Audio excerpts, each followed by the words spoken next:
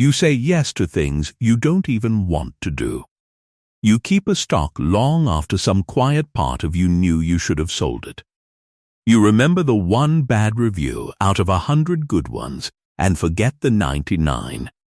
You trust the confident stranger over the hesitant expert. You finish a bad meal because you already paid for it. You look back at an outcome and feel certain you saw it coming all along. None of that feels like a decision in the moment. It feels like just you, doesn't it? Why does the version of you making the choice seem like a completely different person from the one who reflects on it an hour later? Most people call this weak willpower. Poor discipline, being too emotional, too impulsive, too easily fooled by their own feelings. That explanation is comfortable because it's simple and because it puts the fault somewhere you can name and feel bad about. It also happens to be almost entirely wrong. In the 1970s, a psychologist named Daniel Kahneman, working alongside his research partner Amos Tversky, began a body of work that would eventually earn him a Nobel Prize, not in psychology, but in economics. Because what he found didn't just explain the private inner workings of one mind, it explained markets, medicine, courtrooms, and every quiet decision made in between. His central discovery was this: your mind is not one continuous thinker. It runs on two separate systems, and one of them is already choosing for you before the other one even wakes up to weigh in. This is not a video about becoming smarter or about memorizing a list of Latin-sounding terms to impress people at dinner. It's about seeing the machinery underneath choices you have always assumed were simply, purely yours. 8 biases, each one operating right now, mostly without asking your permission, quietly shaping what you notice, what you fear, what you remember, and what you're willing to walk away from. By the end, you'll likely recognize yourself in at least 3 of them. Most people do. Some recognize themselves in all 8, and that recognition, uncomfortable as it is, tends to be the first real step out of the pattern. Kahneman called the fast system System 1 instant, intuitive, running on impression rather than analysis. It doesn't calculate, it reacts. And one of its favorite tricks is called anchoring, the tendency to let the first number you encounter quietly set the boundaries of every number that follows, even when that first number has nothing to do with the question at hand. In one of Kahneman's best-known experiments, he had people spin a wheel that was secretly rigged to stop on either 10 or 65. Then he asked them a completely unrelated question. What percentage of countries in the United Nations are African? People who had just watched the wheel land on 10 guessed low. People who watched it land on 65 guessed high. A number they knew was random, generated by a wheel they'd just spun for fun, still bent their answer to a serious question. The mind that is confronted with a difficult question, Kahneman wrote, often answers an easier one instead. In this case, the easier question quietly became, how close is my answer to that number I just saw? That's the part that should unsettle you. These weren't foolish people. They knew the wheel was random. Knowing didn't help. The anchor still worked, silently, underneath their conscious reasoning, because System 1 doesn't ask for permission before it starts calculating a starting point. You've lived this more times than you can count, usually without noticing. You may recognize yourself the moment you looked at a restaurant menu and the $18 entree suddenly looked perfectly reasonable, because it was sitting one line below a $34 one that existed perhaps for exactly that purpose. Or the salary negotiation, where the first number spoken in the room theirs. not yours, quietly became the gravity everything else orbited around for the rest of the conversation, even the counteroffer you thought you arrived at independently. Real estate agents use this constantly. Show a buyer an overpriced, slightly run-down house first, and the second, better-priced house feels like a discovery rather than what it actually was the plan all along. You didn't choose that anchor. It chose you, and then it disguised itself convincingly as your own independent judgment. This is the uncomfortable part. Anchoring works even on experts who study anchoring for a living. Judges given a randomly rolled number before sentencing a defendant have handed down measurably longer or shorter sentences depending on what that irrelevant number happened to be. Awareness doesn't cancel the effect. What helps slightly is a habit noticing where the first number in any decision came from and asking out loud whether it has actually earned the power you just handed it by default. Because the next distortion works on the exact same weakness in the mind, except instead of numbers, it uses memory. Ask yourself honestly, what's more dangerous, a commercial flight or the drive to the airport? Most people hesitate before a flight and feel almost nothing getting into a car, even though the drive is statistically far more likely to hurt them. Why does the plane feel more dangerous when the numbers say otherwise? Kahneman named this the availability heuristic, the mind's habit of judging how likely something is by how easily an example of it comes to mind, rather than by how often it actually happens in the world. A plane crash is statistically rare, but it's vivid. It gets covered for days, replayed from multiple angles, described in detail, mourned publicly by strangers who never met the people involved. A car accident is common, almost routine, but it's quiet, local, forgotten by the evening news cycle within hours. Your mind doesn't sit down and measure frequency. It measures memorability, how easily a picture of the event forms, and then it mistakes that ease of imagination for a genuine estimate of truth. The same mechanism explains why a rare disease you just read about suddenly seems to explain every strange symptom you've had this week, or why one viral story about a stranger's terrible experience with a product convinces you to avoid it entirely, no matter how many quiet, uneventful experiences other people have had with it. This is why a single dramatic story can outweigh a mountain of quiet statistics, why one frightening headline about a stranger can change how you feel about your entire neighborhood, even though nothing there has actually changed.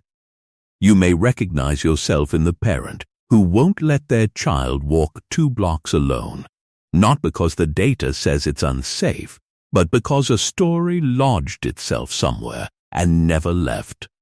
That fear isn't irrational in the way people mean when they use that word as an insult. It's a system doing exactly what it evolved to do: react fast to whatever feels close and vivid, because for most of human history, the vivid thing usually was the dangerous one. If this content is making sense to you, click the subscribe button and subscribe to the channel. Thank you for your support. Here is where it gets more personal, because the next bias doesn't just distort your view of numbers or risk it distorts your view of yourself by only letting you see evidence you already agree with. Confirmation bias is the mind's tendency to seek out, notice, and remember information that supports what you already believe, while quietly filtering out, minimizing, or explaining away everything that doesn't fit. Kahneman described this as part of a much larger habit he called Wisiati, what you see is all there is. Your mind builds a confident, coherent story out of whatever information happens to already be in front of it, and it rarely pauses to ask what relevant information might be missing entirely from the picture. The story feels complete because the mind is very good at making incomplete stories feel complete. It is not very good at flagging its own gaps. This is why two intelligent people can look at the same set of facts and walk away with entirely opposite, entirely confident conclusions. Neither one is lying. Neither one is stupid. Each one built a coherent story from a different, self-selected slice of the same evidence, and each story felt, from the inside, like simply seeing things as they are. Picture two people. The first reads only the commentators who already share his politics, and every day his certainty grows a little sharper, a little more righteous, because every article he sees agrees with the last one. The second person meets a job candidate who is well-spoken, tall, and confident in the first 90 seconds of the interview, and unconsciously assumes that person must also be competent, honest, and a strong hire, based on almost no actual evidence. Kahneman had a name for the second pattern too, the halo effect, where one favorable trait bleeds outward and colors your judgment of everything else about a person. Different situations, same route. Both people believe they are seeing clearly. Both are looking through a lens their own mind installed without asking permission, and both mistake the coherence of their story for the accuracy of it. You may recognize yourself in the friend group where everyone already agrees, and the agreement itself starts to feel like proof. It isn't proof, it's an echo. And here's the part worth sitting with. None of this makes you gullible or lazy. This is not a character flaw. It's an adaptation, a survival strategy built into a brain that needed to make fast, confident decisions with incomplete information, long before it needed to be accurate about United Nations demographics or job interviews. The mind that filters is the same mind that kept your ancestors from freezing every time they faced an unfamiliar sound in the dark. But knowing where a pattern comes from doesn't mean you have to let it run unquestioned, especially when the next one touches something even more personal, what you're willing to lose, and what you've already lost. Here's a strange asymmetry Kahneman spent decades documenting. Losing $100 hurts more than gaining $100 feels good. Not a little more, roughly twice as much, by his measurements. He called this loss aversion, and it quietly runs almost every financial, relational, and career decision you've ever made, whether you noticed it or not. Loss aversion explains why you'll hold on to a losing investment far longer than logic suggests, hoping it recovers, because selling means making the loss real, final, and officially yours. It explains why you'll stay in a job or a relationship that stopped serving you years ago, not because you don't see the exit sign, but because leaving requires accepting that the time and effort already spent are gone and cannot be recovered, no matter what you choose next. That specific twist has its own name. The sunk cost fallacy. The tendency to keep investing in something specifically because you've already invested in it, as if throwing more resources in could somehow retroactively unlose what's already irreversibly lost. Businesses do this at massive scale. A company pours another $10 million into a failing project, not because the new projections look good, but because walking away would mean admitting the first 10 million was wasted. Governments do it with wars, relationships do it with years, and you do it with far smaller things almost every day, usually without ever naming the pattern out loud. Picture two people again, on opposite ends of the same problem. One refuses every opportunity that carries any risk at all, turns down the new job, the relocation, the relationship with real potential, because the possible loss looms so much larger in his mind than the possible gain.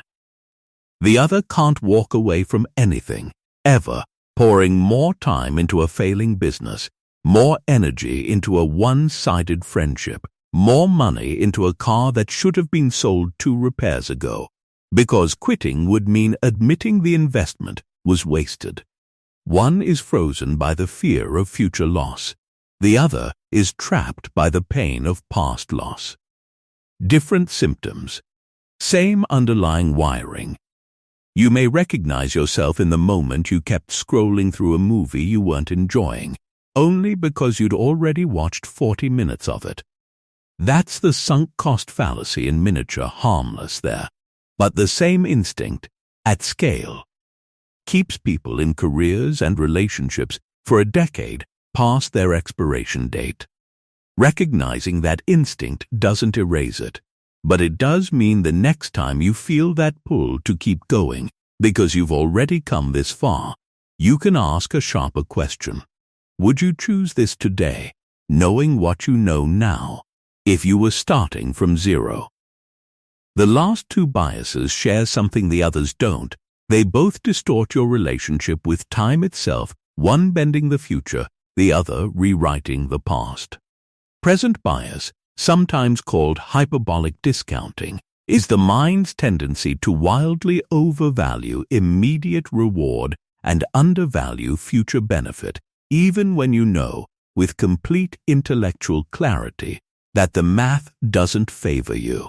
Offer most people $100 today or $110 in a month, and a striking number will take the 100 today, even though waiting is the obviously better deal. Stretch that same offer out to a year versus a year and a month, and the preference for waiting a little longer barely registers because neither option feels immediate. It's why the version of you planning tomorrow's habits is disciplined, articulate, and clear-eyed, and the version of you actually living tomorrow morning feels like a completely different, more impulsive person who was never consulted about the plan. Kahneman's research suggests this isn't simply a failure of willpower, the way people love to describe it. It's a genuine handoff between 2 different modes of thinking, the deliberate planning system that runs on abstraction and the fast feeling system that only understands right now. You may recognize yourself in the gap between the person who sets the 6 a.m. alarm the night before, full of conviction, and the person who turns it off at 5:58, half asleep and utterly unconvinced by yesterday's promises. That's not 2 different levels of discipline. That's 2 different systems negotiating, and the one that's awake and vivid in the moment almost always wins against the one that only exists as an idea. Then there's the mirror image distortion, working on the past instead of the future, hindsight bias, the conviction. After you already know how something turned out, that you basically knew it all along. The market crash was obvious in hindsight. The relationship was doomed from the start. The diagnosis should have been caught sooner. Ask someone before an election who they think will win, then ask the same person a week after, and most will misremember their own earlier prediction, quietly editing it to match reality once reality has already arrived. Kahneman warned that this bias is especially dangerous precisely because it feels like wisdom rather than distortion. It quietly rewrites your memory of your own uncertainty, so the past looks more predictable than it ever actually was, and the present looks more knowable than it actually is. This is also why it can be so hard to forgive yourself or anyone else for a decision made with incomplete information. Once the outcome is known, the incompleteness disappears from memory, and all that's left is the illusion that the right answer was obvious the entire time. Together, these 2 biases box you in from both directions. Present bias tells you the future doesn't deserve your patience. Hindsight bias tells you the past was never really uncertain to begin with. Between them, they leave almost no room for the honest, uncomfortable truth that most of life, including the choice in front of you right now, is genuinely being decided under uncertainty, by a mind doing its imperfect best. None of the 8 patterns in this video make you broken, foolish, or weak. They make you human, running the same equipment every other human is running, shaped by pressures your body still responds to, even though the world around it has changed. The goal was never to eliminate System 1. You couldn't, and you wouldn't want to. It's what lets you drive a familiar road while thinking about something else entirely, what lets you read a friend's expression in half a second. The goal is narrower and more useful than that, to know when you're standing in one of these 8 rooms, so that just once, before you decide, you can pause long enough to ask which system is actually doing the choosing. That pause is the entire difference between a life that happens to you and a life you actually author. Not a life free of anchors, or fear, or loss aversion, or the pull of the present moment that life doesn't exist for anyone. A life where you at least know, in the moment that matters, which system just spoke first, and whether you're willing to let it have the final word. For those interested in the full architecture of this research, Daniel Kahneman's own writing, particularly his work synthesizing decades of study into the 2 systems of thought, remains the primary source, and it rewards close, patient reading far more than any summary can. Continued, careful engagement with this material, here or elsewhere, is the surest way to see these 8 patterns operating in your own decisions before they've already made themselves.